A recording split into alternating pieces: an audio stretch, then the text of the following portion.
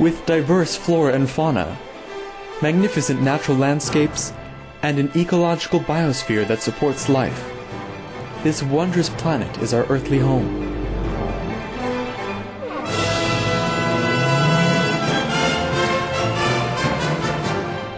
From our animal co-inhabitants to the lush rainforests and life-giving soil, we cherish all these as gifts from the Creator. It is a common theme in the world's major faiths that during our temporary stay here, we should be good stewards of Mother Earth.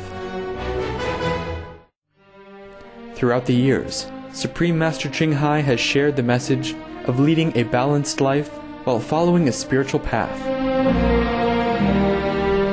Not only we must nourish our spirits, but we share the responsibility to care for nature and our fellow beings.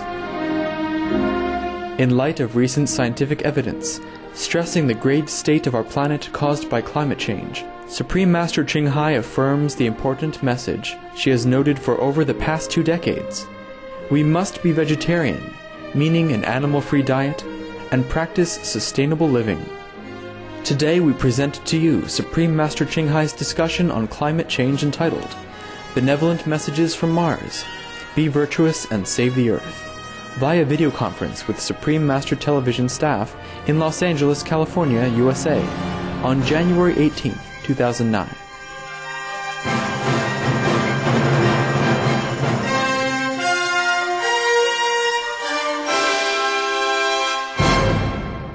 Hi, Master. Hi. Can you tell us more details about what kind of food does Master eat and why? Yes, I told you already, I eat the fruit-like food, nut stuff and fruit, cucumber and those things, which I don't have to cut the plant, which I don't have to break the leaves from the plant, because they also getting afraid when we do that.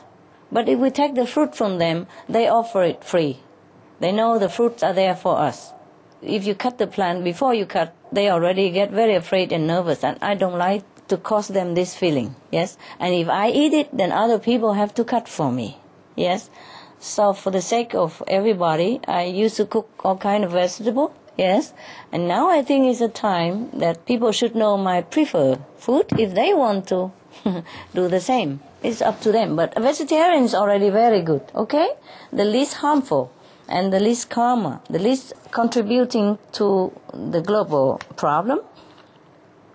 And that's what I eat, okay? Even rice or wheat, the plants already wither and yellow and brown before they harvest. So the plant practically die already before we get the rice or the wheat. So it's okay. Fruit means also corn, you see?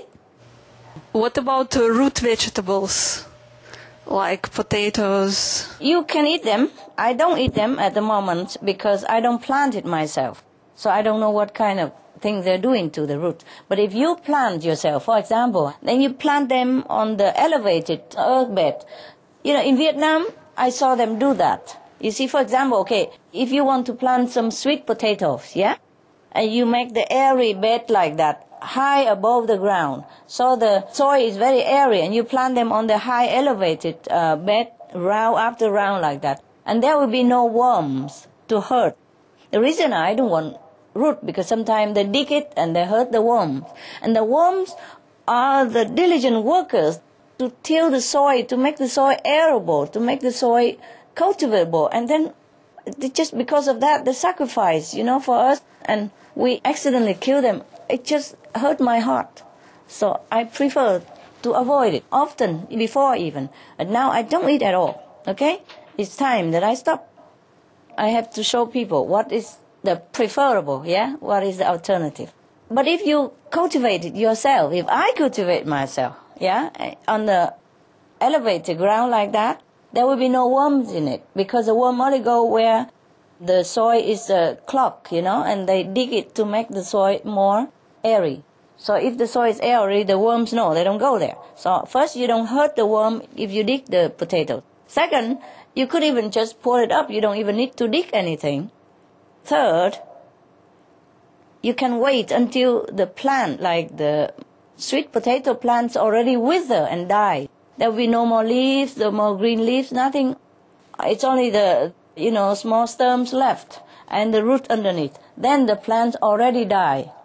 Then you can take the root. Then you don't hurt the plant, you don't hurt the worm, nothing. In that case, you can eat the root. You see? Also the same with other root. Yes? Okay? Thank you, Okay. Master. If you don't want to kill just the worms, then we have many techniques, organic himsa farming. Like you can plant them in the water. Yes. Then you don't hurt the worms. Or you can plant them on elevated soil bed like that and you don't hurt the worm. But I also don't even cut the plant to eat unless it's already withered and the spirit of the plant already left. Then it's okay in that case. Because you were asking me what kind of root. So there are many organic farming methods that at least you don't hurt the worms, okay? Thank you, Master. Thanks for asking.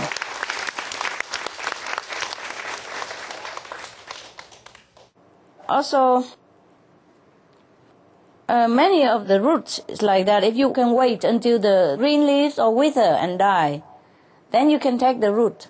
Like carrot, you will not hurt the worm because you just take it from the root. It's easy just to pull it up, You don't need to dig or anything, so accidentally you won't kill the worm, for example. But if you really want not to harm the plant and not to make them afraid, then you wait until they wither, yeah? And you still have the root under there, and then you just pull the root up, yeah? No harm to the plant and no harm to the root. In that case, you can eat those, okay? The root will not feel much, will not feel anything. When the plant dies, the root also don't feel anything.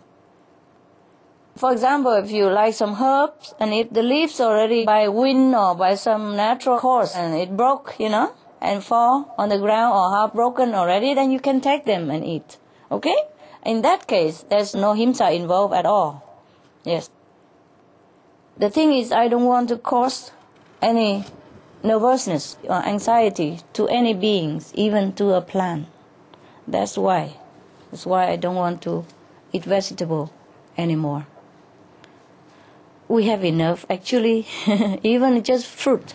Even like tofu from soya. Soya is like fruit of the plant. Can eat them, yes.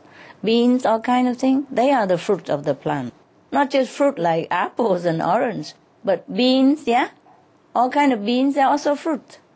The sesame nut, the fruit they grow from above the ground from the trees. And in Vietnam they cultivate, for example, peanuts. In the sandy soil, there's no soil and no worm at all ever live there. So the peanuts, they thrive in a sandy area, yes? And these you can wait until the peanuts plant die. Wither, mostly they go yellow and then brown and they just dry up and then you can pour the peanuts up without hurting anything at all. Even if you dig, there's nothing hurt at all.